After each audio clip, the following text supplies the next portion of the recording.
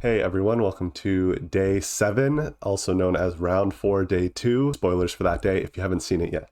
The most important thing that happened is BLG is maybe kind of back. They won a great series against PSG. Ben was looking a lot better than usual, but there's still a few things they might need to work out. So let's hop right into that one. Here BLG think they're protected by Shun, but PSG just gets to the gank a little bit faster, and this is a really nice attempt by On to try to get out here with Leona flash out, then cue the Sejuani to safety. Unfortunately, it's not quite enough, and with the Ignite, they get the kill onto On. So here we have Miss Fortune, very situational champ. If she can get a good ult down, she's amazing. If she can't get her ult down, she does almost nothing. So we see in this fight, they think they have a fight.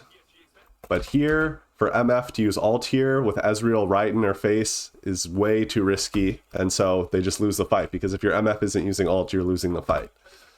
MF is a one-button champ. She does one thing. And this is just absolutely unacceptable from BLG to be 2,500 gold down at 12 minutes. Like, this is not okay. It's going to feel okay because they end up winning the game, but this is going to cause them to lose games as soon as the teams are not PSG, right? By the same rule I laid out earlier, if MF does get her ult down, it's probably a good fight. So here, Wukong R goes in, MF opens up, and then extra CC from the Leona as well as the Wukong R2, keeping everybody in that Misfortune ult. And so PSG really dropping the ball here, taking a fight into the MF in that choke point. Knight comes in for an extra kill, and Yone just way too late on this. Triple kill for Elk. But PSG do not give up, even though BLG's evened up the gold. We see Aja and Sejuani, just the fear that the Kennen ult is coming in is zoning out all 3 of these BLG members. So they have super favorable numbers here on the top side of the fight. Great fight from PSG. So here, Elk isn't going to have the Wukong set up. It only has the Leona CC set up. So even though Leona CC goes in and Elk drops the ultimate, once the Leona CC runs out, Woody just jumps right on the MF, and MF can't get anything done. So MF really relying on not only a little bit of CC, but really a lot of CC to both lock people down and keep everyone off her, because her ult is very easy to cancel. So now BLG is behind 5k again. Somehow they fell behind twice in one game. Not acceptable at all. And now we see the team is desynced again between the Misfortune and the CC. This time it's all the CC out of Aurora and Wukong, but no MF there. No other damage. So they just spend all their CC, but there's no damage to go with it. So BLG just really not synced in these team fights. At this point, BLG wake up and remember, oh, we're one of the best teams in the world. We're also going to see some missteps from PSG. So Woody thinks he might go over the wall, but then decides against it, and Hex flashes up. And now Yone is going in with almost no support here, no setup CC and no real follow-up. And when he drops the R down, the Locket absorbs all the damage here. You see the Locket is going to absorb all that R damage, and so the Yone is not going to do very much to this front line. Then Yone has to snap back, and he's out of the fight. So Yone, a very high-risk, high-reward champion. Usually risk. Very rarely do we see the reward out of him. Bin goes absolutely crazy. They're down 7k gold. They're on the precipice of elimination, and Bin is just fearless on 10% HP. He jumps on this Yone, who's a level up on him, because he has the Sundered Sky to gain some health back, and he just has confidence that his E will hold off the damage until he can get the kill. Here, Maple throws out the W too early, so he doesn't get any shield, and so Bin takes that kill. Really tough spot for PSG here, because they can't just wait for it to be smite health for Sedge to go in, because the teleport Jax is coming in, and they don't even have enough time to go around before the Jax comes. So they try to go in early before the Jax shows up, but that means that they don't have Sejuani Q on Elk. That means they have no hard CC on Elk, which means Elk can get these autos down on Betty and get that 1,000 gold shut down. So really tough position there. And then here you see PSG is trying to fight into a really bad choke point. Yes, they have vision, but you're still fighting into a choke point. And we see a total split call where this Aurora ult comes down right in the choke point, and Maple is like, I'm out of here, and Woody's already committed to going in. So Maple snapping back while Woody's going in, totally desynced, and so they just lose Woody. And then after that, off Xun, zero hesitation, dives in with the R, says YOLO, more CC. And then right here, Elk is not expecting them to turn around and fight. He's just trying to get this poke damage as they run away, get a little more damage down on Jinjia, for example. But Aja, again, on a totally different page than his team, turns around and runs in, does a ton of damage, but is also totally caught up in the bullet time. And now Maple is coming in after everyone, and Yone can't fight these 4v1s. He's too squishy and too easy to get him in the CC. And so this was really the fight where it's late enough in the game that you're really throwing the ball back into BLG's court and kind of throwing the game away. And then that gave BLG so much confidence here. Jax is just going to jump into the 4, and Elk is ready that as soon as that multi-man stun lands, his R is going to go off. And so just the two of them alone get that amazing start of the fight. And then Bin is just, he's ready. He's ready to win Worlds now. Yes, Bin came on. Yes, BLG came on. But they fell behind 3 to 5k gold twice in the game. If this is a better team, they're just going to lose. Here we see a really nice play out of PSG. We think that this Sejuani is tanky, and they don't really have much damage, Poppy and Skarner, but it turns out that Poppy and Skarner actually do a ton of damage if they're actually on top of you. They're melee champs, so they're not on top of you that much. But if you can actually get on someone with Poppy and Skarner, they do a ton of damage, and they show that off here. But then Woody tries to keep the fight going, misses the entire engage, but the problem is he draws his entire team back into the fight. They're trying to save him, but now they're so far up that the depth charge comes in from the Nautilus, the flashes come in, and that Jace burst damage comes in. Here, BLG trying to get this dive, but they just stay way too long. You can see even now, they're not sure if they want to back up, and they're kind of staying here, but all of PSG is coming into collapse. So BLG just staying way too long here, not respecting where PSG is on the map and that they're going to collapse here soon. Here, PSG tries to take a winning fight on BLG, but BLG kind of gets out of it.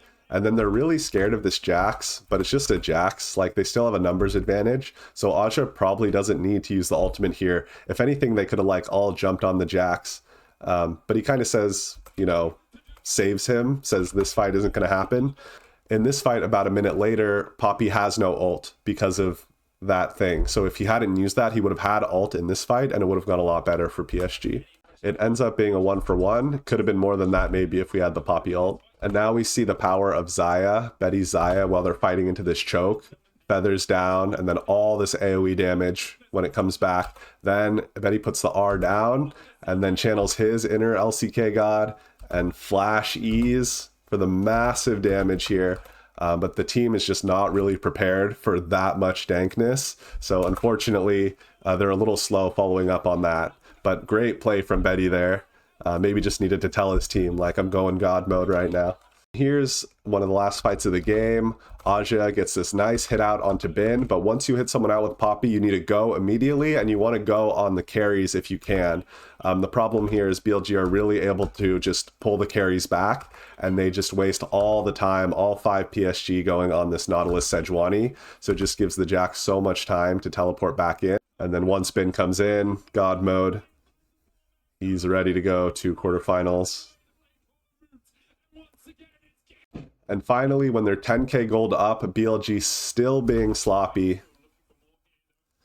This nice pick from Junja, the ult out from Poppy, and they get a kill. PSG gets a kill back when BLG is 10k gold up. And yes, BLG ends up being able to turn it back, but that is not a good sign from BLG. So yes, Bin has really woken up. The team is still fighting, but Knight looked very mediocre on the Jace. Some okay play out of Elk, but not really the performances we're used to seeing from him. So he's really going to need the support of his team. Bin alone will not be enough to carry this team against how tough the competition is this year. On to G2 versus T1, you see a match made in heaven. Zeus, one of the best players in the world, on Gragas, one of the best champions in the game. Let's see him take on this Draven. He's like, oh no, I'm a Gragas, I'm getting poked out, don't follow me under turret. Perfect CC into the cask basically means the cask is unmissable. Knocks him into the turret. Cleanse does nothing there because the barrel is a knock up. I don't think there's anything to cleanse there. Tell me in the comments if I'm wrong. Then he hides in the bush and gets the Q damage off, hiding in the bush again, and then he just waits for the minions to do all this damage. Dash in. So one of the reasons Ahri is so useless is because, say you're in a situation like this, your Q range is so low that for Faker to get Q damage off, he has to R right into the fray, where all the damage in CC is coming in. That's where he has to go to actually get Q damage down. But when you do that, you risk getting caught up in the shockwave and getting completely taken out of the fight. At the same time, Nocturne's such a useless champ when you don't have the Orianna ball on you. So Nocturne jumps in on this low health Leona, gets that kill, and then gets basically no damage on Faker. Gets one auto attack. The champ just doesn't do anything if he doesn't have the Orianna ball on him. And then a huge fight winning Gragas Cask here, pushing Broken Blade under the turret, and G2 has to either decide, do we just say bye Broken Blade, see you never, or do they try to fight this under turret? Probably would have been better if they just sacrificed him. They decide to fight under turret, 1 turret shot on caps, 2 turret shot on caps, 3 turret shot on caps, 4 turret shot on caps. Of course you're going to lose a fight where you take 4 turret shots on your carry. And just when they chain up Skarner here, they leave a little gap in the CC. Before this airborne, he's able to get his R down. And sucks them all up. So if you leave the tiniest gap, the Skarner can start casting the R, and then it continues casting no matter how you CC him after he starts casting that. Now here, Skarner's a total monster. He's level 11, which is the same level as half the carries in the game. Faker's Ahri, Broken Blade's Jax. So he's pretty confident here, but he kind of makes a big investment with the Flash R when there's no damage on their team. They're already a low damage team, even if they have the Ahri, and Ahri's not even in this fight. So he's just kind of wasting all this engage when they don't have any damage yet, because the Faker's not here. Here, Mickey really misplays because he's here under turret, but he attacks the Gragas. No damage down, and he ends up taking 1, 2 tower shots.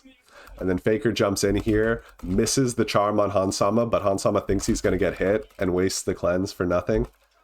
But now, really good focus fire here from G2. Yes, Mickey gets kidnapped and killed, but Yike has the Orianna ball, and Broken Blade is on the same page, that Faker. So huge shockwave onto Ahri, and then the empowered autos coming in from Jax just blows up the Ahri. So here, Caps could back away the bottom, but he wants to save Yike. This is a lesson why you should never help anyone in League or in real life. Tries to save Yike, but Gragas changes targets onto Caps, flash, attack, Cask. And Yike, does he die anyway? He dies anyway. Never help people. And then here, Zeus really with the Bwipo cosplay, TPing into 5. Just tanking up everything and hoping he doesn't die. And he tanks a lot of damage. Ends up living. And it kind of worked, because they used a lot of cooldowns. But T1 was also 7k gold up, so it didn't really matter. So this felt like a strong performance from T1, maybe about on level with what they've been doing, but G2 really making a lot of mistakes, a lot of nerves that game. Here, Gnar goes way too far, proxying past the first tower as Owner comes down on this Vi. And Owner is going to have a killer game on this Vi. Spoilers. Gnar burns the flash, doesn't know the Vi is there. And now Owner is committed here. Flash in. And then just holds the Q, Broken Blade dodging back and forth. Beautiful from Owner. Mickey has not been playing super well this series, gets caught out a lot, and he does so again here. He's kind of like one of those like weekly meal delivery services. You know you're going to get fed on a certain schedule with a certain frequency. And here, Zay is showing that maybe there is such thing as having a little bit too much confidence, because when he jumps in here, he has now no E, no Q, and no flash. So 0 mobility at all. And when he misses that stun because Hansama flashes out, this is when any sane person would back out. But Zeus is not sane, so he goes down onto Caps with no cooldowns at all. Gets punished for that. Really sloppy play from T1 here. Zeus and Owner are really eager to go in, but Faker and Guma are not really ready. They're kind of behind this cliff. The carries are really far back, and yet Keria is pressing R. He should not be engaging here when the carries are so far back. So Zeus and Owner end up going it alone, basically, onto 5. Carries way far back. Leona's not frontlining, and then everything is trying to save this botched play. So then they get hit by the shockwave, and T1 was 2.5k gold up. G2 has accrued a 4k gold lead, so T1 should not be in this position in the first place. Bad T1. And they're pushing here, but now we have Zeus teleporting down below, and the Zeus flank is just too strong. Right onto the Kai'Sa, instantly dead. And then without your Kai'Sa, how are you going to win?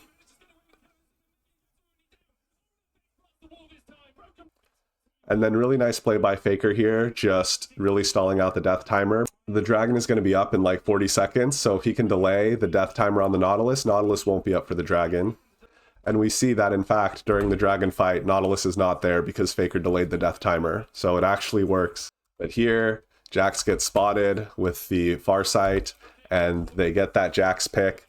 And then really nice play from G2 here to just, with no hesitation, after this Jax pick, go for the base.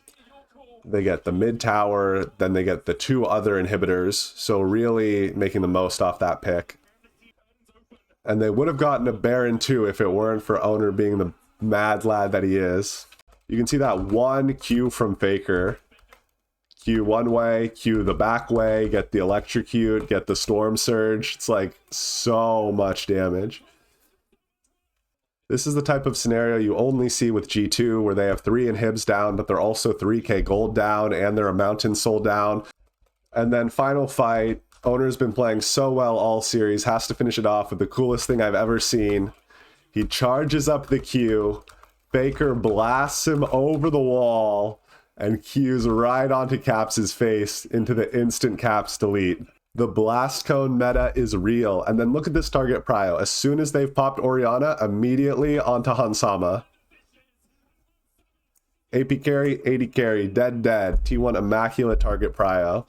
But if you recall, they were also down quite a bit of gold earlier in that game. So I feel like today is really a story of better teams taking advantage of weaker teams. I don't think that BLG and T1 will get away with these things so much when they're up against the top esports, the Hanwha Lifes, the Gen Gs of the world. I think we really want to be careful not to overestimate how good BLG and T1 were today. T1, I'll dropping somewhere in A tier. I don't know exactly where to put them yet. I just thought there was a lot of sloppiness in both of their wins against G2 that will really get taken advantage of by these top 4 teams. And then G2 can stay. I think they played well. I think they're still looking slightly better than Weibo. BLG is staying. I don't think they look better than D+ yet. Elk and Knight have to turn on a little bit more, play better champions, look better before I'm willing to put them above D+ Kia. I'm hoping that this changes soon, but as for now, they're there. And then PSG, sadly, we'll never really get to know how they stacked up against everyone because BLG was such a tough opponent, but we have to say goodbye to them today. Make sure you are subscribed to see all my other content, Crystal Ball, all the other days. Make sure you've watched those and caught up, and I will see you all soon.